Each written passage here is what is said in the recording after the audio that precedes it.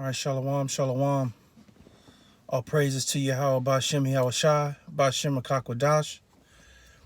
Coming to the family with a just a precept that I was thinking about on my way to work. So I decided to pull over real fast. It just came upon me to just say something. So I was looking through some of my notes, and I just wanted to read this precept. This is Matthew 4:7. Okay, Matthew 4 and verse 7, and I'm gonna read down to 11. But it reads, Yahushua said unto him, "It is written again, thou shalt not tempt the Lord thy power." Again, the devil taketh him up into exceeding high mountain, and showeth him all the kingdoms of the world, and the glory of them, and said unto him, "All these things will I give thee, if thou wilt fall down and worship me." Then saith Yahushua unto him, "Get thee hence, Satan, for it is written, Thou shalt worship the Lord thy power, and him only shalt thou serve." Then the devil leaveth him, and behold, angels came and ministered unto him. So, the meat of this precept is verse 10. Okay, now, the whole thing is meat, but this is pretty much the meat. Then saith Yahushua unto him, "Get this, Satan, for it is written, Thou shalt worship the Lord thy power." So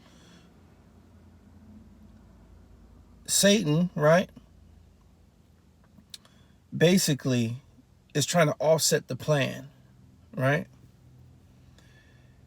And he's saying, listen, I'll give you all of this, I'll give you all of that if you just worship me. And so the Lord is saying, like, listen,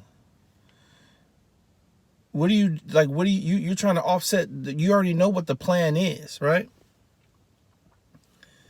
And you're trying to offset it by taking your own way, by trying to have your own way, right? And he says, you need to worship thy power. So that lets us know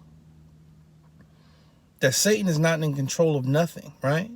Which brothers and sisters, we already know, but I just want to iterate on that, is because I think a lot of times we give Satan so much power when he has to answer to the higher power, which is Yahweh Ba'ashem Yahushai. Okay? That's why he says, for it is written, thou shalt worship thy Lord, right? He's telling Satan, you need to worship me. I'm not worshiping you. You need to worship me, right? And you shall serve me. So you already know what the plan is, right? You already know what the plan is. Just like when the Lord said, roughly paraphrasing, when they were having that meeting, right? And he asked, he said, "Where have you been?" He said, "Oh, just coming to and fro from, in and out of the earth." And then, the Most High, Yahweh, was like, "Well, have you considered my servant Job?" Right? So he's,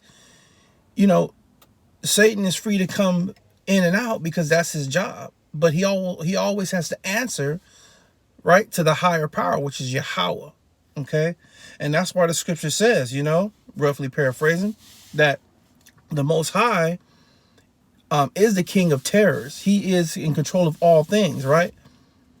Isaiah 45:7, I form the light and I create darkness. I make peace and I create evil. I, the Lord, do all things. And so, for Satan to try to go off on his own little path, Yahushua had to check him real quick. Like, hold on, man.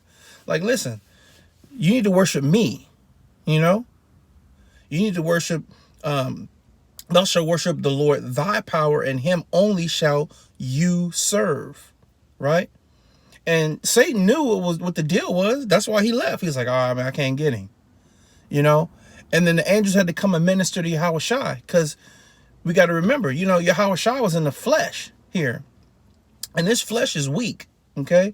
Even though he had power, he was still here in this flesh. He was still here in the flesh, right? And the angels came and ministered unto him, giving him that pep talk. Like, listen, you almost done with this. You know, you almost there. You know, that brotherly love, that, you know, like pumping him up. Like, listen, you almost there, man. You almost there. And so, you know, that's what we need as well. We need that brotherly love, you know, to help us get through these rough times, because it's going to be hard. You know, it's going to be hard. So we need that. We need that comfort from our brothers and sisters, you know what I mean, when we're going through stuff. To minister unto us, you know, as well as, you know, the Most High and the angels are going to be ministering unto us, you know, when we go through hardships or whatever. But, you know, Yahushua was in the flesh, okay? And that's why he says, when he asks, I'm roughly paraphrasing this too, when he says, have this cut, you know, he's praying to Yahweh, saying, can you let this cup pass from me? You know, he prayed that. He's begging the Father to let this cup pass. He didn't want to go through that in his flesh. Like, you know what I mean? Like, he was beaten, spit on, stoned, like all kind of, like everything. And he didn't want it, even though he knew he had to do it. And that's my point too, is another point is that it's two different things, right? To know something and to go through it is two different things. So he already knew what the plan was before the beginning. He already knew what the plan was from the beginning. He already knew, right? But to walk it is different. That's why he had the angels. That's why the angels ministered to him.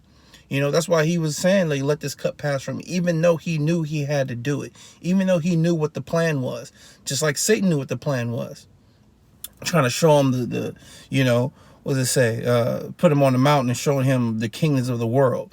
Like, how you gonna offer Yahushua the kingdoms of the world when it's already his?